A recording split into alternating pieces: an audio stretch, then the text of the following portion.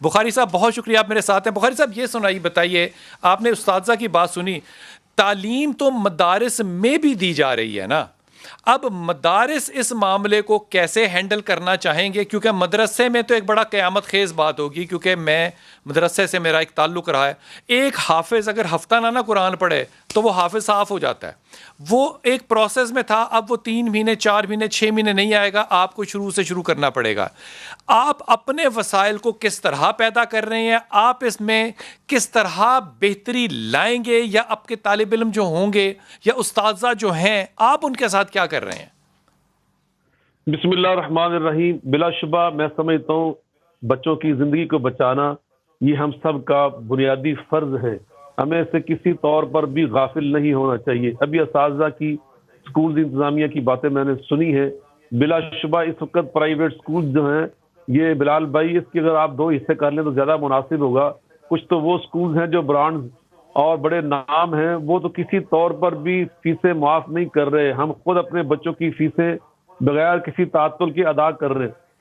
ان کا فرض بنتا ہے کہ وہ اپنے اساتذہ کرام ان کی تنخواہ جو انہوں نے طے کی ہوئی ہے ان کو پوری ادا کرے۔ البتہ کچھ ایسے شاہ اسکول جی، ہیں وہ جو برانڈڈ پرائیویٹ، اسکول ہیں وہ 4 سے 6 گھنٹے کی on line daily 6 days a week 5 days a week جو ہے وہ کلاسز بھی لے رہے ہیں،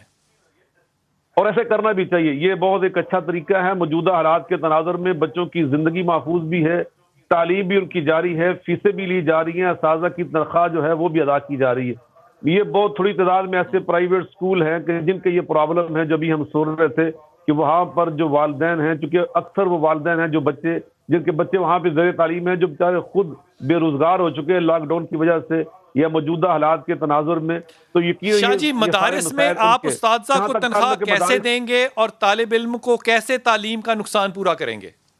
یقیناً آپ نے جو بات کی ہے، سب سے پہلی بات جو ہے کہ دینی مدارس میں سب سے اہم ترین حساس ترین جو شعبہ ہے وہ ہمارا تحفیظ القرآن کریم کا ہے، کہ جہاں پر اگر تعلیم میں تعطل ہو جائے تو بچہ یقیناً پچھلے سارے اسباق بھول جاتا ہے، وہ پوری اس کی محنت ضائع ہو جاتی ہے۔ تو ان حالات میں سچی بات یہ ہے، اور دوسری بات لاک ڈاؤن کی وجہ سے ماہ رمضان مبارک میں جو مخیر حضرات دینی مدارس کے بیت المال کے ساتھ تعاون کرتے تھے کہ جس بیت المال سے وہاں پر تنخواہ بھی ادا کی جاتی تھی، بچوں کی وہاں پر جو خوراک کا بندوبست کیا جاتا تھا، اس طرح وہاں پر جو بجلی کے بل ہیں وہ ادا کیے جاتے تھے۔ اب وہ لاک ڈاؤن کی وجہ سے سچی بات، میرا اپنا ادارہ ہے کہ جس کے ماہانہ اخراجات 6-7 لاکھ روپے ہیں، اور آپ حیران ہوگے کہ اس رمضان میں صرف اور صرف 1.5 لاکھ روپیہ ہمارے ساتھی اکٹھا کر سکیں، صرف 1.5 لاکھ روپیہ، جو میرا خیال ہے آپ نے حکومت سے یہ آواز بلند کیوں نہیں کرتے کہ مدارس کو کھولا جائے؟ حافظ جی یہ بتائیے مجھے۔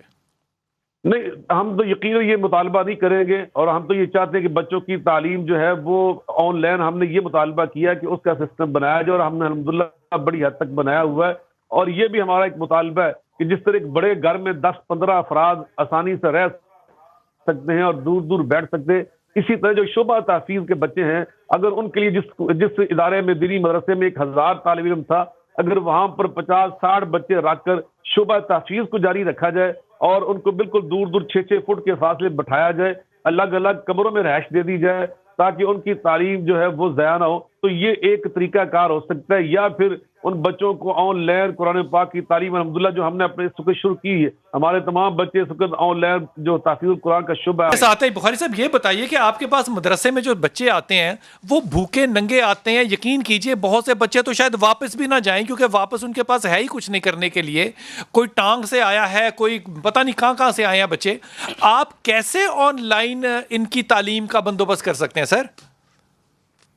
یقیناً بلال بھائی، سب سے پہلی بات تو جو آپ نے خود ابھی ارشاد فرمائی کہ عموماً ہمارے پاس دینی مدارس میں ان گھرانوں سے بچے آتے ہیں جو انتہائی پسماندہ ہیں، ان علاقوں سے آتے ہیں جہاں غربت کا بہت زور ہے، اس لیے یقیناً ان کے پاس اس طرح کی سہولتیں تو یعنی عموماً موجود نہیں ہوتی۔ لیکن میں یہ سمجھتا ہوں کہ اس وقت جو ہمارا موبائل ٹیلی فون ہے یہ ہر ایک کے پاس آ چکا ہے، چاہے وہ غریب ہی ہے۔ میں نے مزدوروں کے پاس بھی اچھے موبائل دیکھے، تو اس لیے میں سمجھتا ہوں جو بچے خود محنت کر رہے ہیں اس وقت، ان کے والدین متوجہ ہیں، چاہے وہ غریب بھی ہیں۔ لیکن میں پرائیویٹ اسکولوں کی بات کروں تو میں سمجھتا ہوں 2-3 ہزار روپے فیس والا جو اسکول ہے وہاں وہی بچہ آتا ہے کہ جس کے گھر میں یقیناً یہ نیٹ کی سہولت موجود ہے کسی نہ کسی شکل میں، موبائل کی شکل میں، اس لیے میں سمجھتا ہوں کہ ابھی جو ہمارے کاشف بھائی باتیں کر رہے نہیں تھے بخاری صاحب یہ فرمائیے کہ ایسا آپ کے اساتذہ کیا آپ کو فورس کرتے ہیں کہ سیلریز دی جائیں ان کو؟ ظاہر ہے ان کے بھی تو گھر اور بچے اور بیوی ہوگی نا؟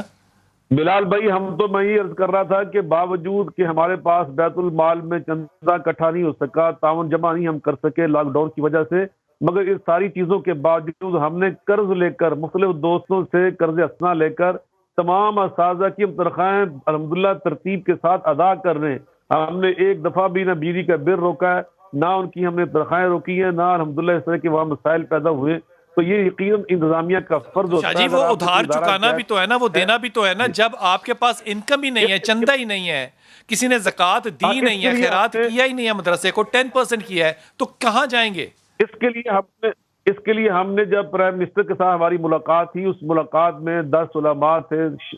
مشائخ تھے، اس میں ہم نے اس سے جو بنیادی مطالبات کیے تھے دینی مدارس کے حوالے سے خاص طور پر، اس میں ہم نے یہ مطالبہ کیا تھا ان کے ساتھ کہ آپ مختلف جو آپ کے پاس مد موجود ہیں تعاون کی، ان میں دینی مدارس کے ساتھ اس موقع پر ضرور تعاون کریں، تاکہ جو ہم قرض لے کر اپنے خراجات پورے کر رہے ہیں، تنخواہیں دے رہے ہیں، دیگر خراجات پورے کر رہے ہیں، اس میں ہمارے ساتھ آپ کھڑے ہوں۔ تو انہوں نے الحمدللہ ہمارے اس مطالبے کو لکھا ہے اور پورا کرنے کا وعدہ بھی کیا ہوا ہے۔ تو یقیناً میں سمجھتا ہوں کہ انشاءاللہ حکومت اپنی ذمہ داریاں ادا کرے گی، لیکن میں پھر بھی اپنی بات دہرانا چاہتا ہوں کہ اس وقت جو صورتحال ہے، ہمارے جو اس وقت ہم میڈیا سے سمجھ رہے ہیں یہ حالات